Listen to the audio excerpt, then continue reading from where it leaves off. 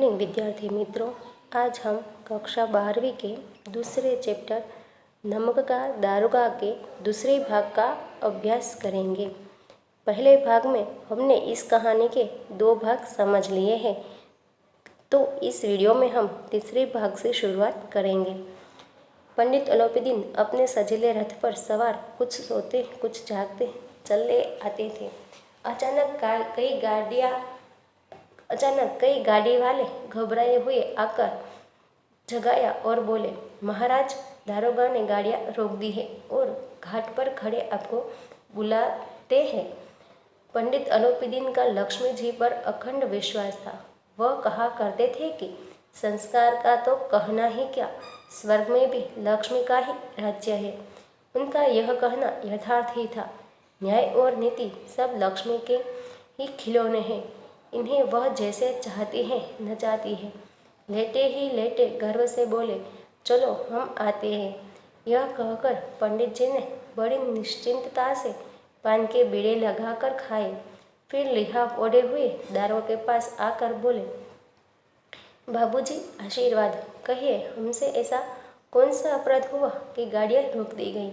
हम ब्राह्मणों पर तो आपकी कृपा दृष्टि रहनी चाहिए। पंडित अलोपीदीन जो है उनके गाड़ी वाले जो है वह यह खबर देते हैं कि दारोगा साहब ने हमारी गाड़ियाँ जो है वह रोक दी है और आपको बुलाते हैं। और अब जो पंडित अलोपीदीन है उन्हें लक्ष्मी पर पूरा विश्वास था। वह हमेशा से यह कहा करते थे कि संसार ही नहीं, स्वर्ग में भी लक्ष्मी का ही राज्य है और लक्ष्मी जो है वह अपने हिसाब से सबको खिलौनों की तरह नचाती है। अब वह जो है निश्चिंत होकर पान का बीड़ा लगाकर लिहाफ ओढ़े दारोगा के पास आकर कहते हैं कि बाबूजी, आशीर्वाद, और कहते हैं कि हम तो ब्राह्मण हैं और ब्राह्मणों पर तो आपकी कृपा दृष्टि रहनी चाहिए। वंशीधर रुखाई से बोले, सरकारी हुक्म। पंडित अलोपीदीन ने हंसकर कहा, हम सरकारी हुक्म को नहीं जानते और न सरकार को हमारे सरकार तो आप ही है। हमारा और आपका तो घर का मामला है। हम कभी आपसे बाहर हो सकते हैं? आपने व्यर्थ का कष्ट उठाया। यह हो नहीं सकता कि इधर से जाए और इस घाट के देवता को भेंट न चढ़ावे। मैं तो आपकी सेवा में स्वयं ही आ रहा था। वंशीधर पर इस ऐश्वर्य की मोहिनी का कुछ प्रभाव न पड़ा। ईमानदारी की नई उमंग थी। कड़क कर बोले, हम उन नमकहारों में नहीं है जो कोड़ियों पर अपना ईमान बेचते फिरते हैं। आप इस समय हिरासत में हैं। सवेरे आपका कायदे के अनुसार चालान होगा। बस मुझे अधिक बातों की फुर्सत नहीं है। जमादार बदलू सिंह, तुम इन्हें हिरासत में ले चलो, मैं हुक्म देता हूँ। जब पंडित अलोपीदीन कहता है कि हमसे ऐसा कौन सा अपराध हुआ कि आपने हमारी गाड़ियाँ रोक दी है, तो वंशीधर जवाब देता है कि सरकारी हुक्म से ये गाड़ियाँ रोकी गई है। उसके जवाब में पंडित अलोपीदीन हंसकर कहते हैं कि हम किसी सरकार को नहीं जानते। हमारे लिए तो आप ही हमारे सरकार है। आपने व्यर्थ ही इतना कष्ट उठाया। हम तो यहाँ पर आने ही वाले थे और ऐसा कभी हो सकता है कि इस घाट से हमारी गाड़ियाँ जाए और आपको कुछ न मिले। लेकिन वंशीधर जो है उन पर इस ऐश्वर्य का कोई प्रभाव नहीं पड़ा। नई ईमानदारी की उमंग थी, इसलिए वह कड़क होकर कहते हैं कि हम उन नमक हरामों में से नहीं हैं जो कुछ पैसों के लिए अपना ईमान बेच देते हैं। और फिर जो है वह कहते हैं कि हमारे पास इन सारी बातों के लिए कुछ ज़्यादा वक्त नहीं है और जमादार बदलू सिंह से कहते हैं कि मैं हुक्म देता हूँ कि तुम इन्हें गिरफ्तार कर लो। पंडित अलोपीदीन स्तंभ हो गए। गाड़ी वालों में हलचल मच गई। पंडित जी के जीवन में कदाचित यह पहला ही अवसर था कि पंडित जी को ऐसी कठोर बातें सुननी पड़ी। बदलू सिंह आगे बढ़ा, किंतु रोब के मारे यह साहस न हुआ कि उनका हाथ पकड़ सके। पंडित जी ने धर्म को धन का ऐसा निरादर करते कभी न देखा था। विचार किया कि यह अभी उदंड लड़का है, माया मोह के जाल में अभी नहीं पड़ा, अल्हड़ है, झिझकता है। बहुत दिन भाव से बोले, बाबू साहब ऐसा न कीजिए, हम मिट जाएंगे, इज्जत धूल में मिल जाएगी। हमारा अपमान करने से आपके क्या हाथ आएगा? हम किसी तरह आपसे बाहर थोड़ी ही है। पंडित आलोपीदीन जो है वह चकित हो जाते हैं और गाड़ी वाहनों में भी हलचल मच जाती है। शायद यह पहला ऐसा मौका था कि जब पंडित जी को ऐसी कड़ी बातें सुननी पड़ी थी। बदलू सिंह आगे बढ़ता है, लेकिन पंडित जी का हाथ पकड़ने की उनकी हिम्मत नहीं होती। और पंडित जी ने भी अपने जीवन में पहली बार धन का ऐसा निरादर देखा था। वह कहते हैं कि शायद ये जो दरोगा जी है वह अविवेकी है, माया मोह के जाल में अभी तक नहीं पड़े हैं और रिश्वत लेने में शायद झिझक रहे हैं। फिर कुछ दीन भाव से कहते हैं कि बाबू साहेब ऐसा मत कीजिए, हम मिट जाएंगे, हमारी इज्जत जो है वह धूल में मिल जाएगी। हमारा अपमान करने पर आपको क्या मिलेगा? हम किसी तरह आपसे अलग थोड़ी ना है। वंशीधर ने कठोर स्वर में कहा, हम ऐसी बातें नहीं सुनना चाहते। आलोपीदीन ने जिस सहारे को चट्टान समझ रखा था, पैरों के नीचे खिसकता हुआ मालूम हुआ। स्वाभिमान और धन ऐश्वर्य की कड़ी चोट लगी, किंतु अभी तक धन की सांख्यिक शक्ति का पूरा भरोसा था। अपने मुख्तार और धन ऐश्वर्य को कड़ी चोट लगी। अपने मुख्तार से बोले, लालाजी 1000 के नोट बाबू साहब को भेंट करो, आप इस समय भूखे सिंह हो रहे हैं। आलोपीदीन ने जिस सहारे को चट्टान समझा था वह आज पैरों के नीचे से खिसकता हुआ मालूम होता है। उनके स्वाभिमान को बड़ी चोट लगती है, लेकिन अभी भी उन्हें संख्या ज्ञान पर पूरा भरोसा था। इसलिए अपने एक कर्मचारी से कहते हैं कि बाबू साहेब को 1000 के नोट दे दो, भेंट कर दो, क्योंकि वह अभी भूखे से हो रहे हैं। वंशीधर ने गर्म होकर कहा, 1000 नहीं, 1,00,000 भी मुझे सच्चे मार्ग से नहीं हटा सकते। धर्म की इस बुद्धिहीन दृढ़ता और देवदुर्लभ त्याग पर मन बहुत झुंझलाया। अब दोनों शक्तियों में संग्राम होने लगा। धन ने उछल कर आक्रमण करने शुरू किए। 1 से 5, 5 से 10, 10 से 15 और 15 से 20,000 तक नौबत पहुंची। किंतु धर्म अलौकिक वीरता के साथ इस बहुसंख्यक सेना के सम्मुख अकेला पर्वत की भांति अटल अविचलित खड़ा था। वंशीधर जो है वह गर्म होकर कहते हैं कि मुझे आप 1000 तो क्या 1,00,000 रुपये देंगे, तभी भी मैं सच्चे मार्ग से नहीं हटूंगा। अब पंडित आलोपीदीन जो है उन्होंने धर्म और बुद्धिहीनता की इतनी दृढ़ता पहली बार देखी थी और इनसे काफ़ी गुस्सा आ रहा था। अब एक तरफ धर्म और दूसरी तरफ जो है वह धन संपत्ति की शक्ति, दोनों के बीच में संग्राम हो रहा था। अब धन जो है वह उछल कर आक्रमण करते हुए वंशीधर को 5, 10, 15 और 20 यानी कि इतनी जो है पैसे देने की बातें करता है, लेकिन धर्म जो है अलौकिक वीरता के साथ खड़ा है और विचलित नहीं हो रहा है। आलोपीदीन निराश होकर बोले, अब इससे अधिक मेरा साहस नहीं, आगे आपको अधिकार है। वंशीधर ने अपने जमादार को ललकारा। बदलू सिंह मन में दारोगा जी को गालियाँ देता हुआ पंडित आलोपीदीन की ओर बढ़ा। पंडित जी घबरा कर 2-3 कदम पीछे हट गए। अत्यंत दीनता से बोले, बाबू साहब ईश्वर के लिए मुझ पर दया कीजिए, मैं 25,000 पर निपटारा करने को तैयार हूँ। आलोपीदीन जो है वह निराश हो जाते हैं और इससे अधिक कहते हैं कि इससे अधिक मेरे में साहस नहीं है कि मैं आपको दे सकूं। वंशीधर जो है वह फिर से बदलू सिंह से कहता है कि आप इन्हें गिरफ्तार कर लिए, लेकिन बदलू सिंह जो है वह मन में दारोगा को गालियाँ देता है। पंडित जी जो है थोड़े घबरा जाते हैं और अपने कदम जो है वो पीछे हटा लेते हैं और वंशीधर से प्रार्थना करते हैं कि ईश्वर के लिए मुझ पर दया कीजिए, मैं चलिए आपको 25,000 देने को तैयार हूँ। असंभव बात है, 30,000 पर किसी तरह संभव नहीं। या 40,000 पर भी नहीं, 40,000 नहीं, 40 लाख पर भी असंभव है। बल्लू सिंह, इस आदमी को हिरासत में ले लो। अब मैं एक शब्द भी नहीं सुनना चाहता।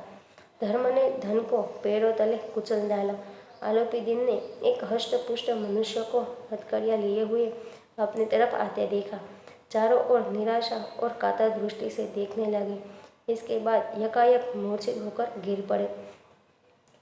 पंडित अलोपीदीन के 40,000 तक की बात कहने पर भी वंशीधर जो है वह नहीं मानते और धर्म ने धन को आज अपने पैरों के नीचे कुचल दिया था।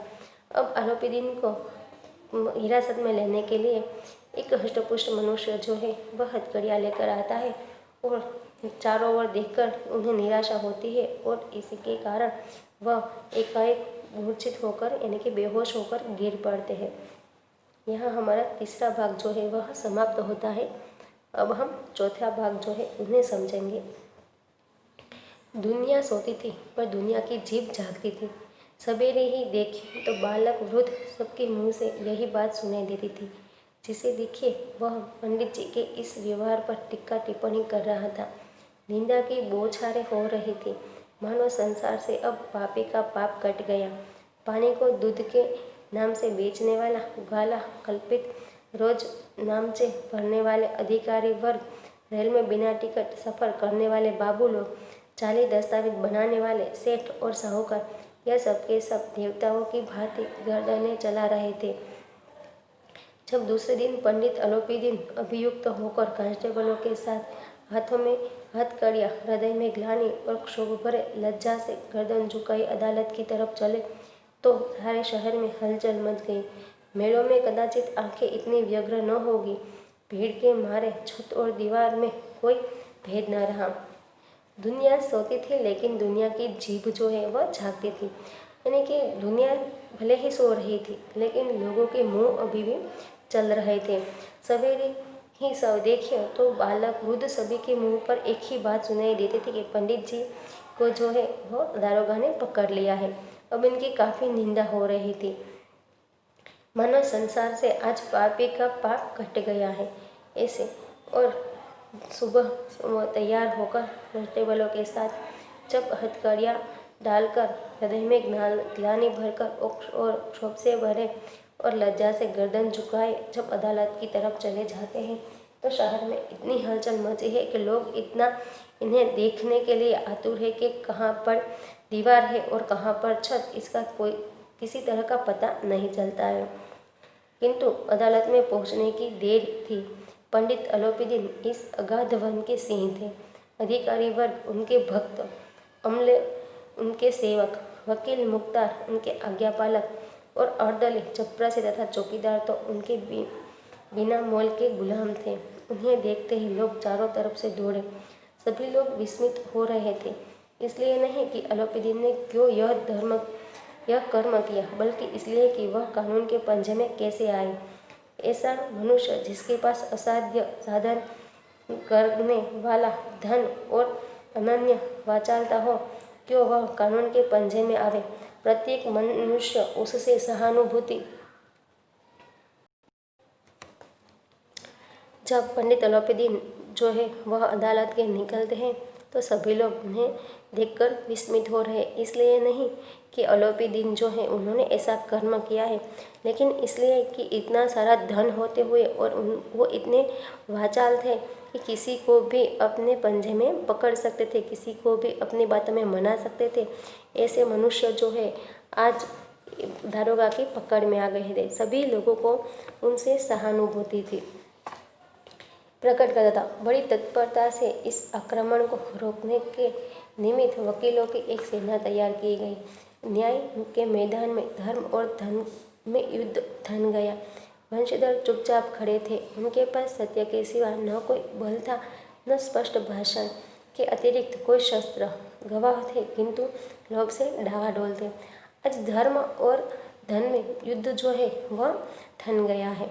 वंशधर चुपचाप खड़े थे क्योंकि उनके पास सच्चाई के सिवा कुछ भी नहीं था और सच्चाई का जो स्पष्ट बातें हैं उनके सिवा उनके पास दूसरा कोई शस्त्र नहीं था।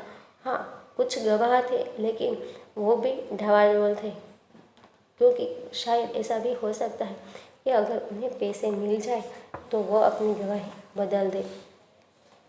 यहाँ तक कि मुंशी को न्याय भी अपनी ओर से कुछ खिंचा हुआ दिख पड़ता था। वह न्याय का दरवाजा था, परंतु उसके कर्मचारियों पर पक्षपात का नया नशा छाया हुआ था।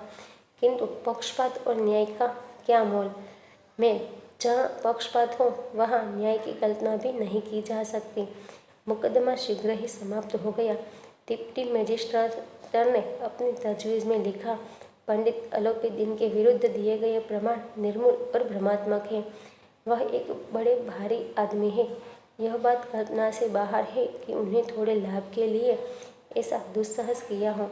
यद्यपि नमक के दारोगा मुंशी वंशीधर का अधिक दोष नहीं है, लेकिन यह बड़े खेद की बात है कि उनकी उद्दंडता और विचारहीनता के कारण एक भले मानुस को कष्ट झेलना पड़ा। हम प्रसन्न है कि वह अपने काम में सजग और सचेत रहता है, किंतु नमक के महकमे की बढ़ी हुई नमक हलाले ने उसके विवेक और बुद्धि को भ्रष्ट कर दिया है। भविष्य में उसे होशियार रहना चाहिए। अब मुंशी जी जो है उनकी तरफ न्याय जो है वह खिंचता हुआ दिखाई पड़ता है और सारे फैसला भी मुंशीधर की तरफ में ही आता है। डिप्टी मजिस्ट्रेट जो है वह कहते हैं कि पंडित अलोपीदीन इतने बड़े आदमी हैं कि वह कुछ पैसों के लिए ऐसा दुष्कार्य नहीं कर सकते, और वंशीधर के बारे में कहते हैं कि उनका भी ज़्यादा दोष नहीं है। आजकल नमक की इतनी जो है नमक हलाली हो रही है, इसी वजह से शायद उन्हें कोई जो है वह गलती हो गई हो, लेकिन उन्होंने जो कुछ भी किया उनसे एक बड़े भले मानस को काफ़ी कष्ट झेलना पड़ा है। हम इस बात से प्रसन्न है कि वह अपने काम में सचेत और सजग है, लेकिन इसके लिए उनके पास जो विवेक और बुद्धि है वह जो है उन्होंने नमक हलाली की वजह से बढ़ रही नमक हलाली की वजह से उनकी बुद्धि भ्रष्ट हो गई है, और भविष्य में उन्हें होशियार रहना चाहिए कि ऐसा दोबारा न हो। वकीलों ने यह फैसला सुना और उछल पड़े। पंडित अलोपीदीन मुस्कुराते हुए बाहर निकले। स्वजन बांधवों ने रुपयों की लूट की। उदारता का सागर उमड़ पड़ा। उसकी लहरों ने अदालत की नींव तक हिला दी। जब वंशीधर बाहर निकले तो चारों ओर से उनके ऊपर व्यंग्य बाणों की वर्षा होने लगी। चपरासियों ने झुक झुक कर सलाम किए, किंतु इस समय एक एक कटु वाक्य, एक एक संकेत उनकी गर्वाग्नि को प्रज्वलित कर रहा था। कदाचित इस मुकदमे में सफल होकर वह इस तरह अकड़ते हुए न चलते। आज उन्हें संसार का एक खेदजनक विचित्र अनुभव हुआ। न्याय और विधता, लंबी चौड़ी उपाधियाँ, बड़ी बड़ी दाढ़ियाँ और ढीले चोगे एक भी सच्चे आदर के पात्र नहीं है। अब जब पंडित अलोपीदीन जो है वह छूट तो जाता है, लेकिन उन्हें ज़्यादा जो है वह खुशी नहीं होती। आज देखते हैं कि संसार जो है उन्हें कितना विचित्र है, और कितने विचित्र जो लोग हैं इसका आज उन्हें जो है अनुभव होता है। यहाँ जो भी जितने भी सारी बड़ी उपाधि यानी कि बड़ी पदवी वाले लोग जो है, बड़े आदर सम्मान पात्र जो लोग हैं, लेकिन आज वह कोई आदर या पात्र या सच्चे सम्मान के लायक उन्हें नहीं लगता है। सभी लक्ष्मी के ही गुलाम हैं, ऐसा लगता है। वंशीधर ने धन से वैर मोल लिया था, उसका मूल्य चुकाना अनिवार्य था। कठिनता से एक सप्ताह बीता हो गया कि मौत तली का परवाना आ पहुंचा। कार्यपरायणता का दंड मिला। बेचारे भग्न हृदय शोक खेद से व्यथित घर को चले। बूढ़े मुंशी जी तो पहले ही से कुड़बुड़ा रहे थे कि चलते चलते इस लड़के को समझाया था, लेकिन इसने एक न सुनी, बस मनमानी करता है। हम तो कलवार कसाई के तगादे सहे बुढ़ापे में भगत बनकर बैठे, और यहाँ बस वही सुखी तनख्वाह। हमने भी तो नौकरी की है और कोई ओहदेदार नहीं थे, लेकिन काम किया, दिल खोल कर किया, और आप ईमानदार बनने चले हैं। घर में चाहे अंधेरा, मस्जिद में अवश्य दिया जला देंगे। खेद है ऐसी समझ पर पढ़ना लिखना सब अकारत गया। इसके थोड़े ही दिनों बाद जब मुंशी वंशीधर का इस दुर्व्यवस्था अपना सिर फोड़ लूँ। दुर्व्यवस्था में घर पहुँचे और बूढ़े पिताजी ने यह समाचार सुना तो सिर पीट लिया। बोले, जी चाहता है कि तुम्हारा और अपना सिर फोड़ लूँ। बहुत देर तक पछता पछता कर हाथ मलते रहे। क्रोध में कुछ कठोर बातें भी कहीं, और यदि वंशीधर वहाँ से टल न जाते तो अवश्य ही यह क्रोध विकट रूप धारण करता। वृद्धा माता को भी दुख हुआ। जगन्नाथ और रामेश्वर यात्रा की कामनाएं मिट्टी में मिल गई। पत्नी ने तो कई दिन तक सीधे मुंह से बात भी नहीं की। वंशीधर ने जो धन से मोल लिया था उसका मूल्य तो उसे चुकाना ही था, और उसका मूल्य जो है वह उन्हें अपनी नौकरी से हाथ धोकर चुकाना पड़ा। उन्हें जो है कार्यपरायणता का दंड मिला और उनसे नौकरी से निकाल दिया गया। इस बात पर मुंशीधर के पिताजी जो है वह काफ़ी गुस्सा होते हैं और गुस्से में कई सारी बात भी कहे जाते हैं। अगर मुंशी वंशीधर जी जो है उस समय वहाँ से नहीं चले जाते तो शायद उनका क्रोध और भी बढ़ जाता। उनकी माता जो है उन्हें भी काफ़ी दुख होता है, क्योंकि उन्होंने जो जगन्नाथ और रामेश्वर की यात्रा का मन बनाया था वह सारा मिट्टी में मिल जाता है। इस बात पर वंशीधर की पत्नी भी कई दिनों तक उनसे अच्छे से बात नहीं करती है। इस प्रकार एक सप्ताह बीत गया। संध्या का समय था। बूढ़े मुंशी जी बैठे राम नाम की माला जप रहे थे। उसी समय उनके द्वार पर एक सजा हुआ रथ आकर रुका। हरे और गुलाबी पर्दे, पछिए बैलों की झोड़ी, उनकी गर्दनों में नीले धागे, सींगे पीतल से जड़ी हुई, कई नौकर लाठियां कंधों पर रखे साथ थे। मुंशी जी अगवानी को दौड़े।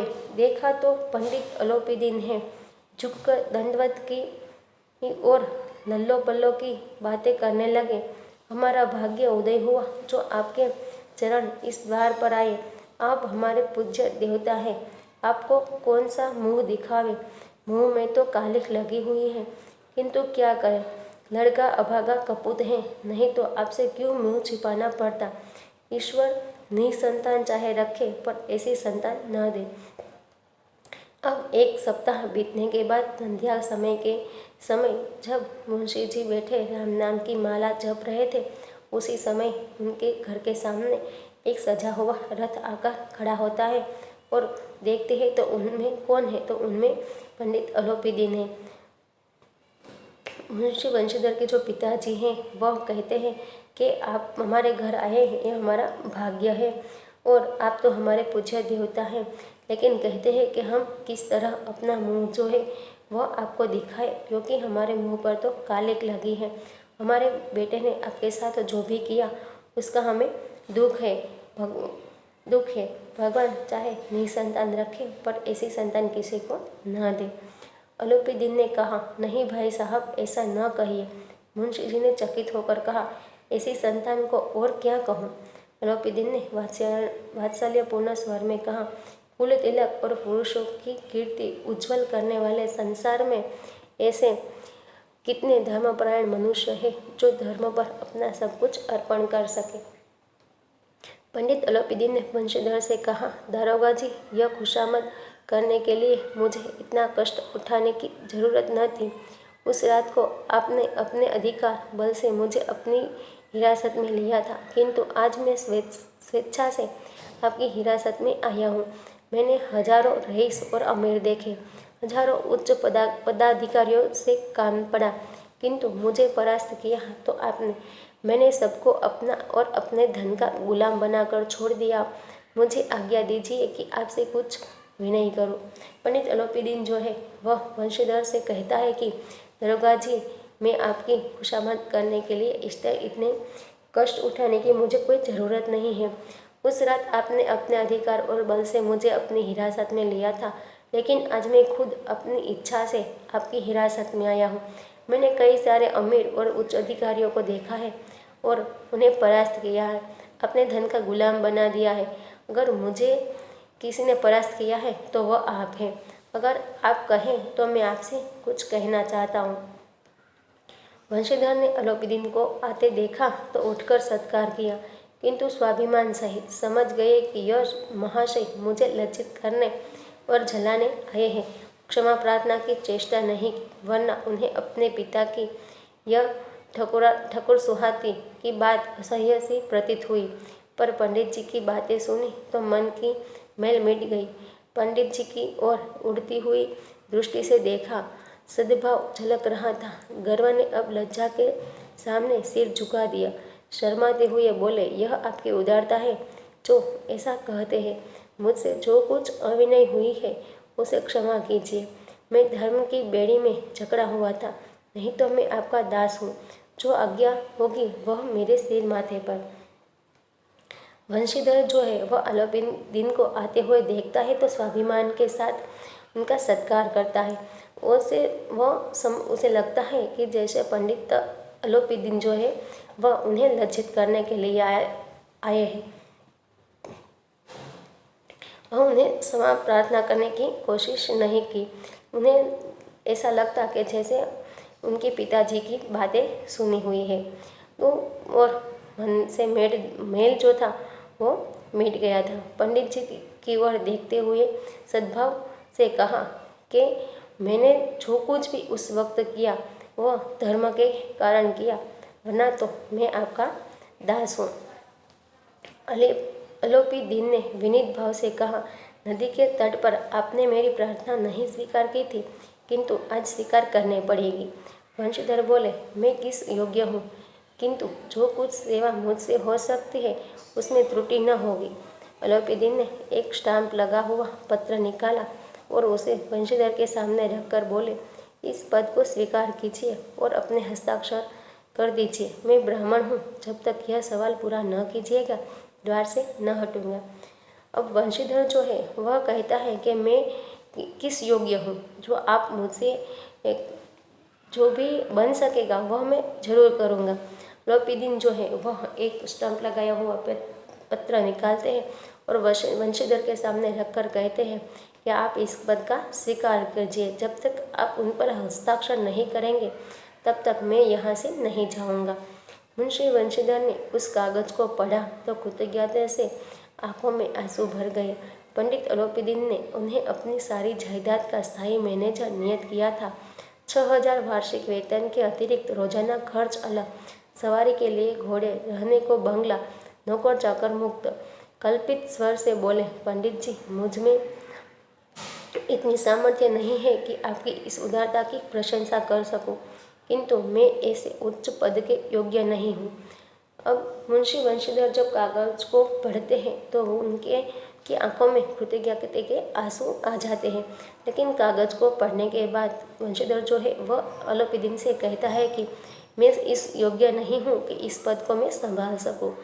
अलोपी दिन ने हंसकर बोले, मुझे इस समय एक अयोग्य मनुष्य की ही जरूरत है। वंशीधर ने गंभीर भाव से कहा, यो मैं आपका दास हूँ। आप जैसे कीर्तिवान सज्जन पुरुष की सेवा करना मेरे लिए सौभाग्य की बात है, किंतु मुझ में न विद्या है, न बुद्धि, न वह अनुभव जो इन त्रुटियों की पूर्ति कर देता है। ऐसे महान कार्य के लिए एक बड़े मर्मज्ञ अनुभवी मनुष्य की जरूरत है। वंशीधर जो है वह कहता है कि मैं आपका दास हूँ। आप जैसे कीर्तिवान और सज्जन पुरुष के लिए काम करना मेरे लिए सौभाग्य की बात होगी, लेकिन मेरे में इतनी बुद्धि और इतना अनुभव नहीं है, इतनी विद्या नहीं है कि इन त्रुटियों को मैं पूर्ण कर सकूं। इनके लिए तो किसी अच्छे जानकार और अनुभवी मनुष्य की जरूरत है। अलोपी दिन ने कलमदान से कलम निकाली और उसे वंशीधर के हाथ में देकर बोले, न मुझे विद्या की चाह है, न अनुभव की, न मर्मज्ञता की, न कार्यकुशलता की। इन गुणों के महत्व का परिचय खूब पा चुका हूँ। अब सौभाग्य और अवसर ने मुझे वह मोती दे दिया है जिसके सामने योग्यता और विद्या की चमक फीकी पड़ जाती है। यह कलम लीजिए, अधिक सोच विचार मत कीजिए, दस्तखत कर दीजिए। परमात्मा से यही प्रार्थना है कि आपको सदैव वही नदी के किनारे वाला बेमुरौवत, उदंड, कठोर परंतु धर्मनिष्ठ दारोगा बनाए रखे। अलोपी दिन जो है वह कलम निकालकर वंशीधर के हाथ में रखते हैं और कहते हैं कि मुझे अनुभव की, कार्यकुशलता की कोई ज़रूरत नहीं है। इन सब का तो मैं परिचय पा चुका हूँ, लेकिन मुझे आज जो मोती मिला है उसे मैं सबसे ज़्यादा योग्य मानता हूँ। यानी कि जो ईमानदारी थी उनके सामने आज पंडित लोपीदीन जो है वह नतमस्तक हो जाते हैं। इनके ये जो गुण सारे हैं वह चाहे इन सब लोगों में मिल जाएंगे, लेकिन ईमानदारी जो है वह किसी और में न मिलेगी।